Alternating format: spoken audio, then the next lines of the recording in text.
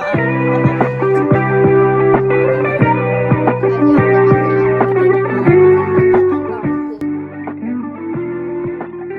tanpa buku. Pernahkah kau ke toko buku, perpustakaan, atau taman kecil? Bacaan. Tidakkah kau merasa istimewa ketika berada di dalamnya? Di sekelilingmu, ada berbagai tokoh dari dunia nyata dan khayal. Tempat yang pernah kau kunjungi dan yang belum.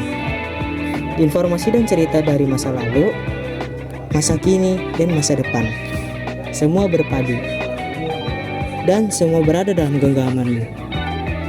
Saat berada di toko di antara buku, tidakkah kau merasa menjadi raja dan ratu?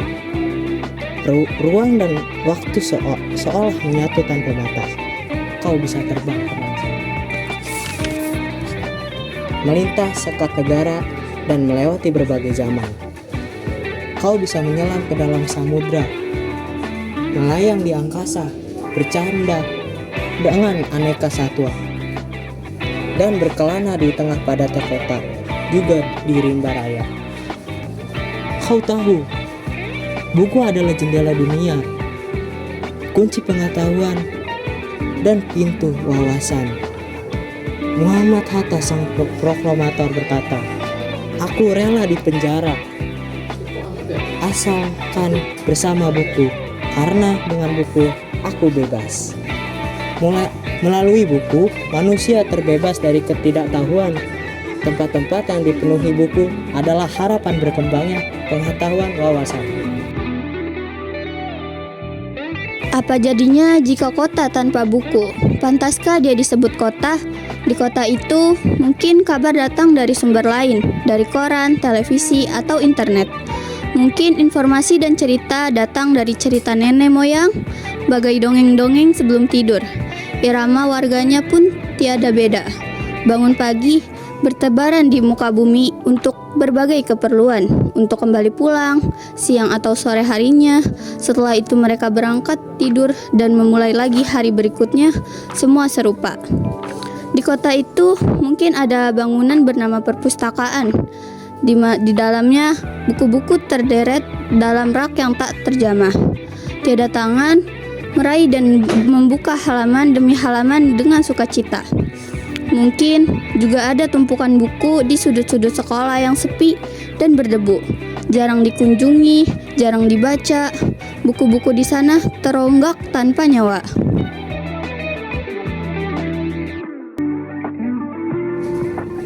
Bagaimana dengan kotamu?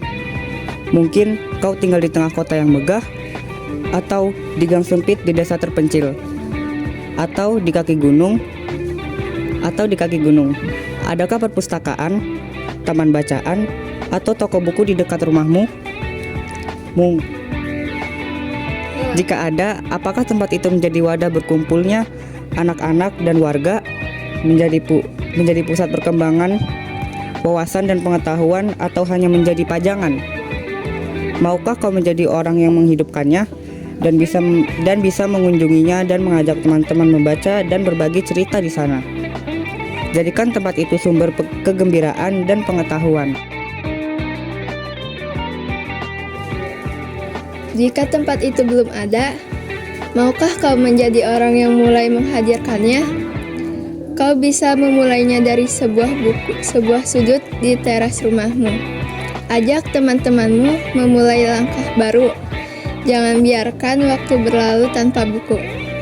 Siapapun dirimu, bersahabatlah dengan buku. Dia akan menjadi teman setiamu sepanjang waktu.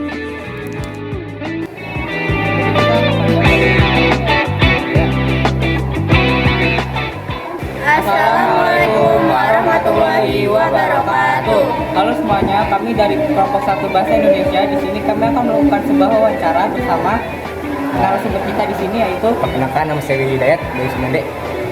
ya, kita sekelas ya teman-teman.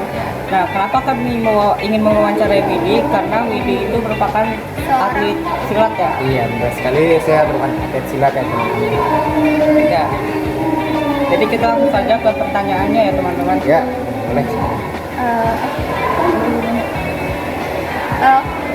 Kenapa bisa Apa sih? Kenapa kamu tertarik sama silat? Ya pertama itu yang pertama olahraga yang bisa membuat sehat, yang kedua untuk melindungi diri juga bisa, dan yang ketiga yang penting bisa membuat prestasi. Karena saya kesini tuh gara-gara prestasi silat saya. Masuk lewat. Iya, jalur prestasi ya. Oke. Lanjut. Kamu suka olahraga bela diri pencak silat itu mulai dari kapan? Tentunya dari saya kecil karena tepatnya ibu saya juga atlet silat. Jadi saya juga tertarik pada silat, dan saya tuh tertarik pada silat gara-gara saya dulu pernah dibully ya, jadi saya tertarik pada silat. Oh, jadi seperti itu ya. Jadi alasan Widi memilih pencak silat daripada olahraga bela diri yang lain itu karena itu ya, karena emang udah suka aja sama pencak silat itu. Kecil. Dan Widi nih kan atlet pencak silat nih. Ya nih. Kira-kira selama pertandingan atau sparring gitu ada kesusahan nggak? Pernah mengalaminya nggak? Ya, tentunya saya juga pernah ngomong sesuatu yaitu ada deg-degan, ketakutan, dan saya takut cedera ya kan. Tapi saya atasi dengan doa dan latihan yang keras. Apa lagi ya?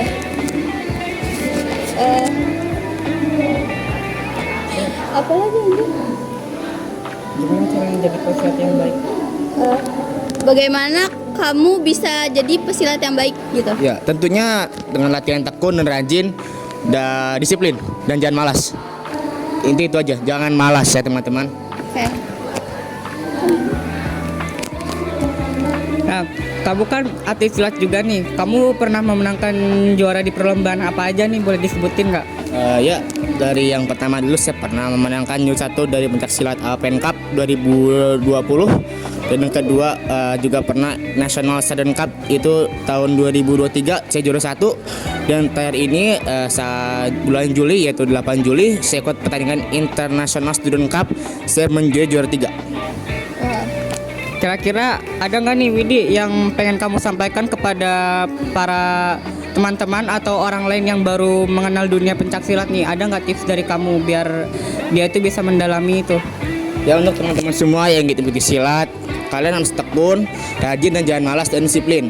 Karena kunci kemenangan ada disiplin dan latihan keras ya teman-teman.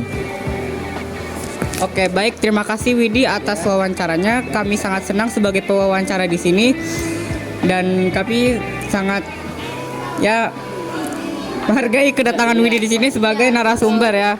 Ya, terima kasih ya Widi. Iya, Sabda, ya. Bondol.